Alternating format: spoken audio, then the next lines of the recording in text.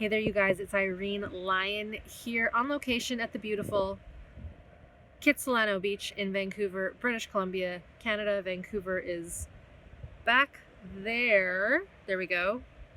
There's the city. On my iPhone, so it's going to be a bit shaky maybe. You're going to hear some seagulls and waves and probably some float planes overhead, maybe some dogs barking. But this is perfect for what I want to talk about today. So I just answered a question within one of my Facebook groups where someone is trying one of my neurosensory exercises on SoundCloud, also on YouTube. I'll link those exercises below this video in the show more section.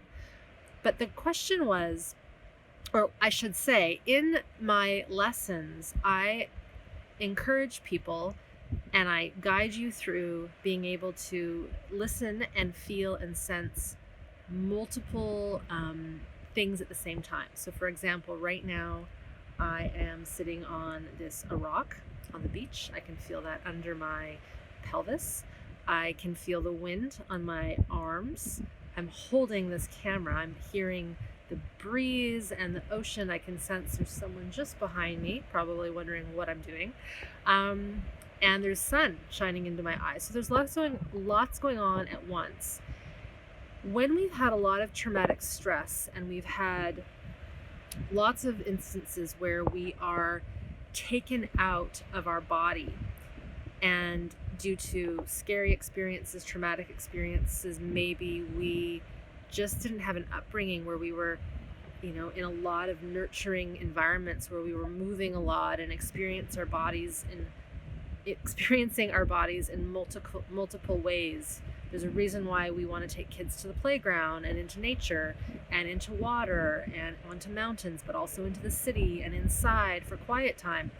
We need to train humans to have all these capacities because this is what the world gives us. But when we've had traumatic stress or not that kind of upbringing, we don't learn it. And yet we have this capacity to learn it and to be in it. And I was once highly involved in mountain sports, downhill skiing, ski racing, little bits of mountaineering, ski touring, paragliding, believe it or not. And when you're in these kinds of high-risk adrenaline sports, you have to be on the ball. You have to not only be listening to your own internal physiology, but you have to be listening to the wind and the weather, everything. So I was trained to do this when I was really young, and throughout my 20s and teens and even in my 30s. And if we don't actively pursue these sorts of things, it can be tricky to understand that it's possible. And then, of course, if you throw trauma into the mix, when we've had bad things that have happened to us, we get disconnected from not only our body, but our experience of the environment.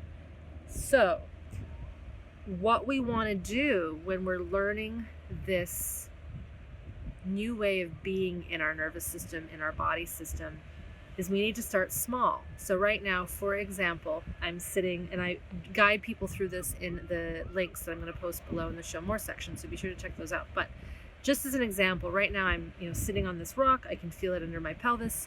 I can sense my feet on the ground. I can sense my freezing cold fingers because I have no gloves and it's still winter here in Vancouver, even though it's sunny. I can feel that sun in my eyes, so I'm squinting a bit. I can hear the waves. I can see the people over there. I can hear the seagulls. I can sense my breath. So part of reestablishing safety and awareness, self-awareness, is you got to start small. And it might be starting with just two things at once. It might be one thing at once. We're really good at teaching one thing. We can concentrate on a book, on a movie, on eating food, even with meditating, focusing on one thing. But we're not that simple. We need to be able to do multiple things. This is why I believe so many people get into accidents driving. It's not about so much texting and driving. It's about the fact that we don't know how to pay attention to multiple things. I'm not saying that you should text and drive, but I've been in second world countries and seen people. I've been in fighter jet simulators where I see the ability for us humans to do many things at the same time. I call it multitasking awareness. If you've ever driven with someone high performance, like a flight pilot or a race car driver, they can check things, so many things all at once.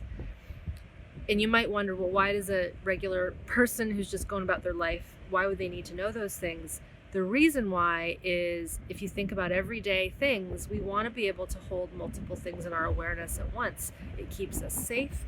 It allows us to sense what's around us, sense where there's danger maybe, and assess.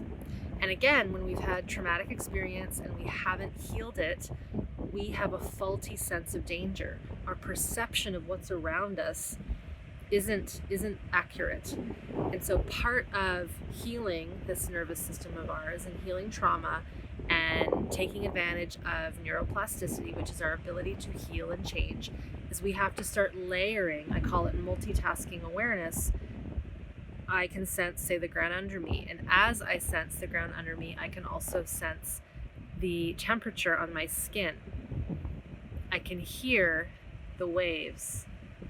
I can regulate my breath as I'm feeling the ground under me, my feet, hearing the waves, feeling the temperature, and also looking around and seeing what's around me. So I'm kind of moving through this fast, but it's to say, the question that I got this question was, is it possible for us to have multiple things in our awareness at the same time? And the answer is absolutely yes. We want to train this. So if I take this one step further, if we get into the more advanced practices, more sort of quantum physics practices, if I go another step, when we get this ability in the present moment to sense multiple things at the same time, then we want to start dabbling with sensing future and past. And that gets really tricky and interesting and cool, because when we can sense current day sensation, auditory, visual, temperature, kinesthetic, our breath, our gut, all of these things at the same time in present day, but then connect to past experiences that maybe were good or maybe weren't good, but then also, believe it or not, link that to future and visualize how we want to see our future. We're literally bringing time into this one spot. And when we can do that, things get really interesting. Time kind of stops. And if you talk to anybody who understands quantum physics and the time-space continuum, people will say there is no such thing as past, present, and future. It's just one big thing. And one of the things we've gotten away from is seeing aliveness and humanness as just this one moment in time. When people talk of oneness, all being one, this is part of it. But when we are living in our past and our physiology is being driven by our past and our ability to sense ourselves is driven by our past, shortcomings, the traumas, little dog there. When we're driven by that, it's hard to stay in the present moment because we keep getting pulled and pulled, or we keep getting pulled into the future, and all we think about is our future and what we're planning for in the future. So right now, one of the things that I'm encouraging people to do to start is to start by learning how to multitask your awareness in the present moment. Start with that first. Add in layers, add in pieces. Try out one of my audio lessons that, again, is connected below. And just see if you can build this skill, because it's there. It is totally there, and we have the capacity to notice all these things at the same time, present, past, and future, and it gets pretty cool when we can do that. All right, I'm going to leave it at that for now. My hands are freezing, so that is my biology telling me must stop this video and put them into my pockets. Thank you so much for being here, and keep practicing. Let me know how this goes, and we will see you next time.